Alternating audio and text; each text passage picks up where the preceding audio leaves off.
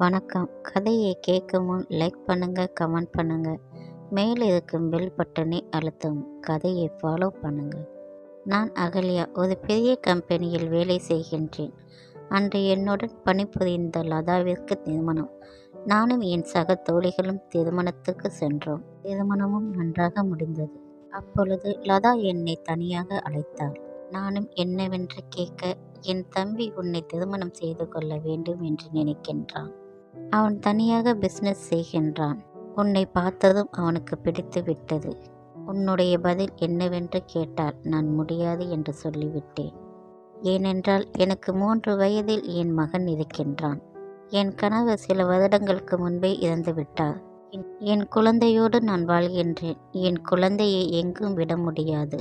என்னை மன்னித்து விடுங்கள் என்று சொல்லிவிட்டு வந்துவிட்டேன். 2 நாட்கள் கழித்து லதா என் வீட்டுக்கு வந்தார்கள். லதா அக்காவிற்கு அம்மா அப்பா இறந்து விட்டார்கள். நானும் என்னவென்று கேட்க, என் தம்பி உன்னை திருமணம் செய்து கொள்ள பிடிவாதமாக இருக்கின்றான். குழந்தையை அவன் ஏற்றுக்கொள்வான். உனக்கு எந்த பிரச்சனையும் வராது. உனக்கு நான் இருக்கின்றேன். சம்மதம் சொல் என்றார்கள். எனக்கும் சில சமயம் யோசித்து பார்த்தேன். தனியாக குழந்தையை வைத்துக்கொண்டு இந்த சமூகத்தில் வாழ முடியாது. நானும் சம்மதம் சொல்லிவிட்டேன். சிவாவுடன் எனக்கு எளிய முறையில் திருமணம் நடந்தது. சிவாவின் வீட்டுக்கு நானும் என் மகனும் சென்றோம். லதா என்னை அன்புடன் வரவேற்றார்கள். அன்று முதலிரவு நான் சிவாவுக்காக காத்திருந்தேன். சிவா என் அருகில் வந்து அமர்ந்து கொண்டான். அவன் தன்னை பற்றி அறிமுகம் செய்தான். நான் பிசினஸ் செய்கின்றேன். உனக்கு நான் பாதுகாப்பாக இருப்பேன். இனி உன் நம்பிக்கைக்கு நான் துணையாக நிற்பேன் என்று எனக்கு நம்பிக்கை கொடுத்தான். எனக்கும் என் மகனுக்கும் துணை கிடைத்தது என்று நான் மகிழ்ச்சி அடைந்தேன். சிவா என் கைகளை பிடித்த போதே என் உடல் நடுங்கியது. உதடு துடித்தது. நெற்றியில் முத்தமிட்டான். கட்டி அணைத்து கொண்டான். அவன் மூச்சு காட்டும் வெப்ப சூடும் என்னை ஏதோ செய்தது. என் மேனி நடுங்கியது. நான் தலையில் சூடிய மல்லிகைப்பூ வாசமும் எங்கள் இன்பங்களை அதிகமாகவே சென்றது. என் முனவல் சத்தமும் கைகளில் அழிந்திருந்த வலையின் ஓசையும் கொலுசின் ஒளியும் இன்பங்கள் அதிகமாகவே சென்றது. வீட்டில் சின்ன கடி. நான் துடித்தேன். சிவா ரசித்தான். பின்பு அனைத்து சுகங்களும் நன்றாகவே சென்றது. அனைத்தும் நன்றாகவே முடிந்தது. இது எனக்கு முதல் அனுபவம். எனக்கு உடல் வலிகளும் சோர்வும் ஏற்பட்டது. பின்பு நான் என் வேலைகளை பார்க்க ஆரம்பித்தேன். அன்று நான் வேலை பார்த்து கொண்டிருந்தேன். சிவா என்னை அழைத்தான். இடம் பேச வேண்டும் என்று. நானும் சரி என்று சம்மதித்தேன். சிவாவிற்கு என் குழந்தை மீது சந்தேகம். நானும் என்னவென்று கேட்க, மாதவன் உன் குழந்தை இல்லை.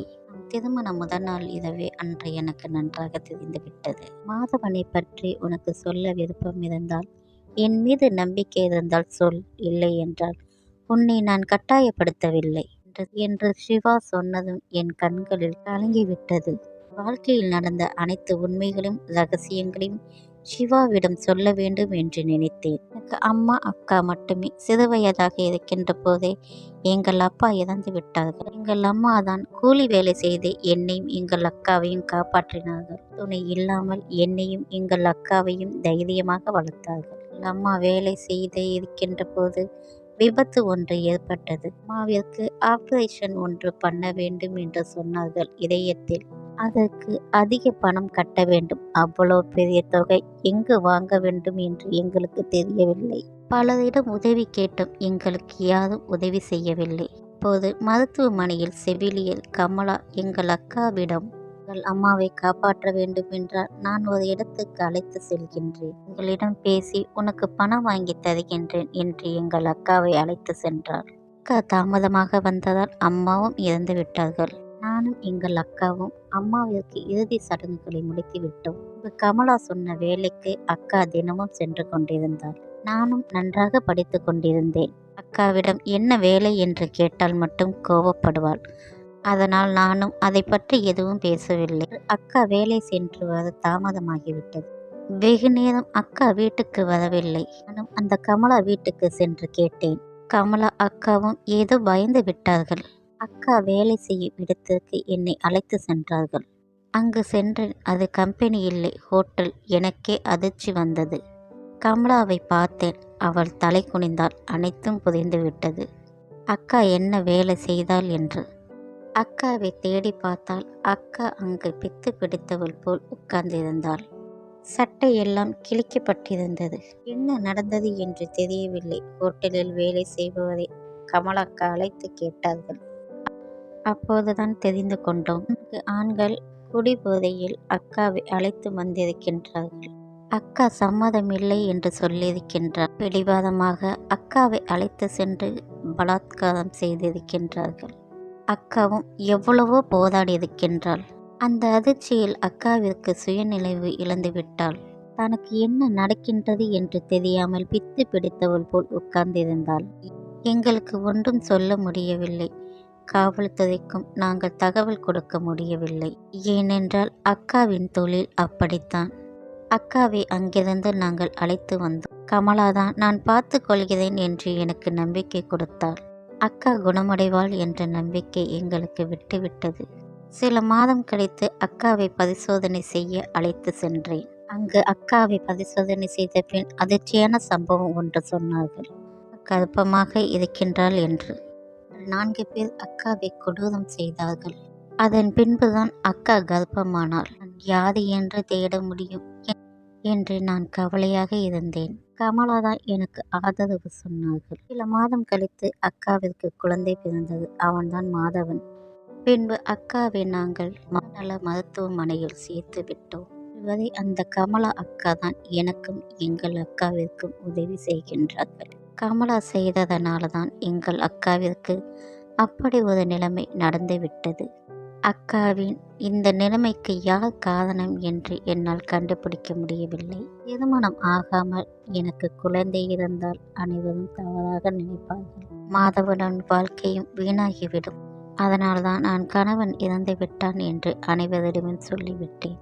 என் கதையை கேட்ட பின் சிவா எனக்கு ஆதரவாக பேசினான். கூடிய விரைவில் அனைத்தும் நன்றாக முடியும். உனக்கு நான் இருக்கின்றேன், பக்க துணையாக நான் இருக்கின்றேன் என்று எனக்கு நம்பிக்கை கொடுத்தான். அது போதும் என்று நினைத்துவிட்டு நானும் சிவாவை அணைத்து கொண்டேன். நாங்கள் அன்றிலிருந்து மிக சந்தோஷமாக வாழ்ந்து கொண்டிருந்தோம். மனநல மருத்துவமனையிலிருந்து தொலைபேசி வந்தது.